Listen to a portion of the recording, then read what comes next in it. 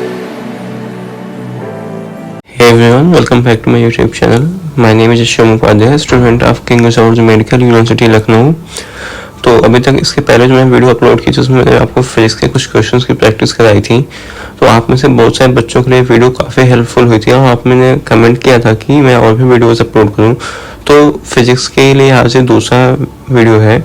अब ऐसे वीडियोस अभी तो फिजिक्स की फ़िलहाल मैं वीडियो अभी बना रहा हूँ, इसके बाद फिर chemistry, biology, nursing aptitude, GK, तो पूरी आपकी जो कंप्लीट एक तरह से आपकी जो प्रिपरेशन है उसको मैं कंटिन्यू आपके एग्ज़ाम तक कराने वाला हूँ। तो अगर आप ऐसी वीडियोस देखना चाहते हो चैनल को सब्सक्राइब कर दीजिएगा और वीडियो को लाइक कर दीजिएगा। तो चलते हैं फर्स्ट क्वेश्चन पे आज के। तो सबसे पहले क्वेश्चन में बोल रहा है कि a wave of 0.3 metre is produced.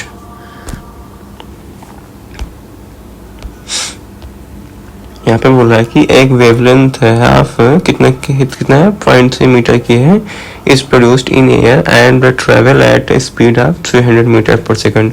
एक वेवलेंथ है जो कितना है 0.3 मीटर की है और प्रोड्यूस्ड है इन एयर में प्रोड्यूस होती है और ट्रेवल कितना करती है किस स्पीड से 300 मीटर पर सेकंड से। Then it will be then, तो क्या होगी, ऑडिबल वेव होगी कि इंफ्रासोनिक होगी, तो अल्ट्रासाउंड वेव होगी और कि माइक्रोवेव होगी। तो सबसे पहले इसको आपको अगर बताना है कैसी वेव है तो आपको इसकी फ्रीक्वेंसी पता होनी चाहिए।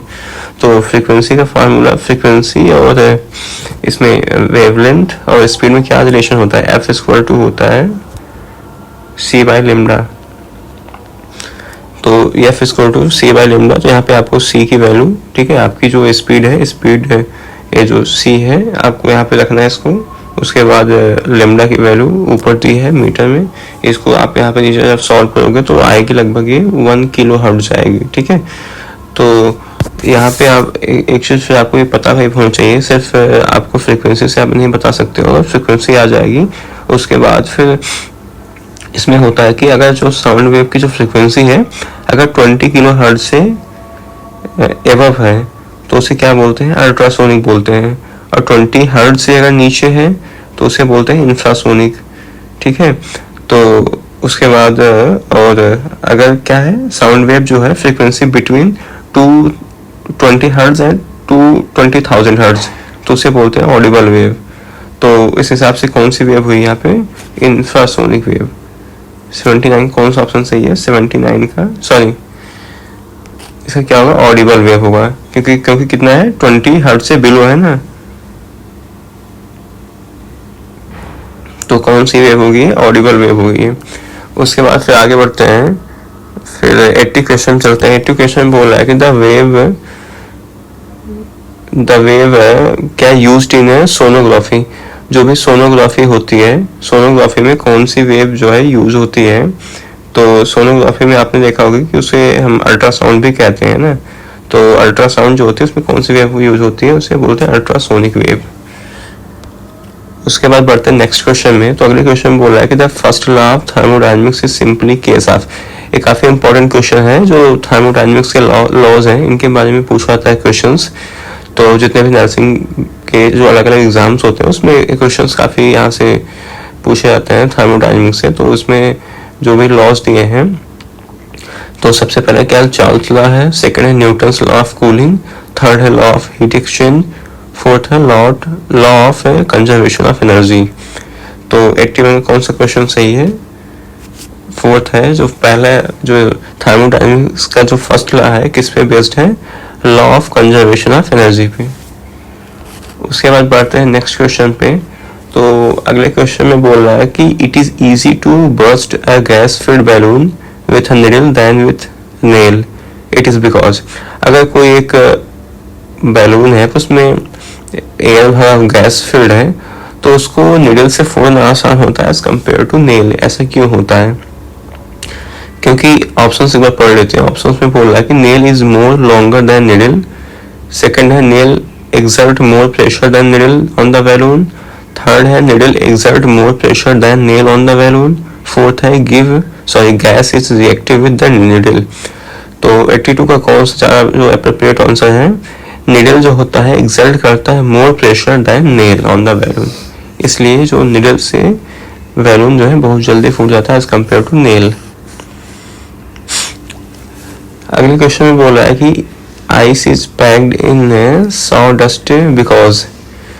तो क्या है पहला option, sawdust will not get melted easily, sawdust is poor conductor of heat, sawdust is good conductor of heat, and sawdust is not stick to the ice.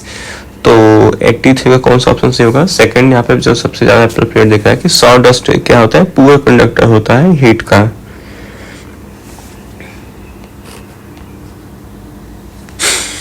अगले question बोल रहा है कि burn caused by steam are much severe than those caused by boiling water because. ये भी question काफी बार पूछा गया है कि जब मतलब हम जो स्टीम से जलना काफी सीवियर होता है as compare to boiling water. तो let's see the options. First option में बोल रहा है कि steam pierces through pores of the body quickly. First option इसका 84 में। और उसके बाद सेकंड पढ़ते हैं। सेकंड ऑप्शन में कह रहा है कि steam has a latent heat. ये लैटेंट हीट एक टाइम होगा, इसको आपने सुना होगा कई बार फिजिक्स में। उसके बाद थर्ड में बोल रहा है कि steam is gas and engulf the body quickly. Fourth बोला है temperature of steam is higher. तो स्टीम का कोई टेम्परेचर हायर नहीं होता, बस की बल्कि क्या होता है, स्टीम जो होती है, स्टीम के पास एक लैटेंट हीट होती है जिसकी वजह से ज़्यादा बर्न कॉज करती है as compare to boiling water. तो इसको काफ़ी आप याद रखना, लैटेंट हीट होती है। उसके बाद 85 में बोल रहा है कि sound is heard over longer distance on rainy days because. जो बरसात का मौसम होता है उस टाइम पे जो साउंड वेव होती है काफ़ी दूर तक ट्रेवल करती है, उसका रीज़न पूछा है। तो फर्स्ट में क्या है रीज़न दिया है, sound travel slowly in moist air. Sound जो है स्लोली ट्रेवल करता है मॉइस्ट एयर में, तो पहला तो हो ही नहीं सकता। सेकेंड में बोला कि sound travel faster in moist air. जब एयर मॉइस्ट होती है तो उसमें जो साउंड होती है ट्रेवल करती है ज़्यादा तेज एज कम्पेयर टू ड्राई। उसके बाद तो फिलहाल में कौन सा सेकंड ही सही लग रहा है, बाकी तो कोई ऑप्शन पढ़ने की जरूरत नहीं, आप एक बार पढ़ लेना इसको ऑप्शन जो भी और नीचे दिए गए हैं। अब बढ़ते हैं नेक्स्ट क्वेश्चन पे। तो इसमें बोल रहा है कि we feel cool when we sit near the fan, this is because. जो हम पंखे के पास बैठते हैं तो हम कूल फील करते हैं, तो उसका रीजन क्या है? तो पहले ऑप्शन में क्या दे रहा है, fan gives air cool air. Second में बोला है कि fan cools surrounding air, air vaporise the sweat on the our body, we feel cool when air touches the body. तो 86 में कौन सा ऑप्शन सही होगा? थर्ड होगा, air vaporises the sweat on our body. उसके बाद 87 में है कि the average kinetic energy of a molecules of an ideal gas is directly proportional to. तो किसके डायरेक्टली प्रोपोर्शनल होती है? ये सबको पता है कि absolute temperature of the gas. जो गैस का एब्सोल्यूट टेम्परेचर होता है उसके डायरेक्टली प्रोपोर्शनल होती है।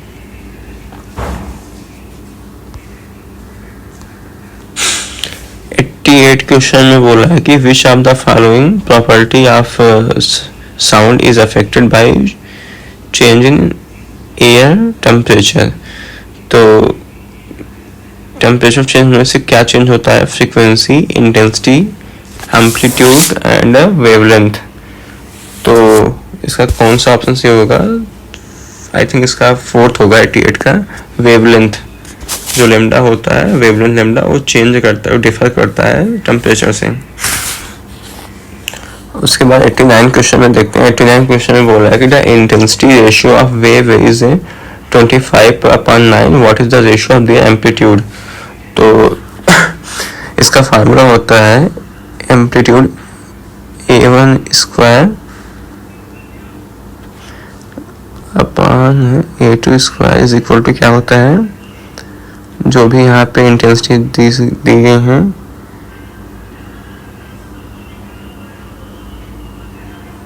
I1 upon I2। तो यहाँ पे जब आप वैल्यूज पुट करोगे तो कितना आ जाएगा, यहाँ पे यहाँ से स्क्वायर करके दोनों तरफ से हटाएंगे हम, या रूट स्क्वायर को कट करके यहाँ से हम अगर रूट को हटा दिए उसके बाद क्या आ जाएगा 5/3। ठीक है, तो यहाँ पे कौन सा ऑप्शन, फोर्थ ऑप्शन सही है इसका। क्या होगा 5:3। उसके बाद बढ़ते हैं नेक्स्ट क्वेश्चन पे। तो उसमें बोल रहा है कि boiling air with open pipe is an example of, sorry, blowing air with open pipe is an example of. तो आइसोथर्मल प्रोसेस होता है, आइसोकोरिक, आइसोबारिक एंड क्या है, एडियाबैटिक प्रोसेस। तो 90 का कौन सा ऑप्शन सही है, आइसोबारिक प्रोसेस। चलते हैं नेक्स्ट क्वेश्चन पे। तो अगले क्वेश्चन में दिया है कि a cycle tyres burst suddenly, this represent. एक जो साइकिल का टायर होता है सडनली बर्स्ट हो जाता है, वो किसको रिप्रेजेंट करता है, isothermal process, adiabatic, isochoric and isobaric. तो 91 का कौन सा होगा इसमें, एडियाबैटिक प्रोसेस होता है। When a tire bursts, suddenly energy is not immediately transferred between the system and the surroundings, so the process is adiabatic। ठीक है। उसके बाद बढ़ते हैं 92 क्वेश्चन पे। उसमें बोला है कि super cooling stands for cooling for a liquid. तो at a freezing point, below freezing point, at melting point, above melting point. तो 92 का कौन सा होगा, सेकंड ऑप्शन होगा, below freezing point. Alcohol is a more volatile than water because it is lower than its boiling point, its density, its viscosity and क्या है, its surface tension। तो 93 का कौन सा सही होगा, 93 का होगा फर्स्ट, क्या होगा इसका, बॉइलिंग पॉइंट जो होता है कम होता है। ड्रिंकिंग एल्कोहल है, इथेनॉल हम लोग पीते हैं, and lot of the other simple alcohols are more volatile than water because they are less polar. Polarity का यहाँ पे जो होता है रीजन होता है कि जो लेस पोलर होते हैं एज कम्पेयर टू वाटर। ठीक है। 94 क्वेश्चन में चलते हैं। इसमें बोला है कि which of the following is the second largest source of global energy. तो पहले देखते हैं क्या है, फॉसिल फ्यूल, सेकंड है न्यूक्लियर एनर्जी, थर्ड है रिन्यूएबल एनर्जी, फोर्थ है नन ऑफ दीज। तो 94 का कौन सा होगा, थर्ड होगा, रिन्यूएबल एनर्जी।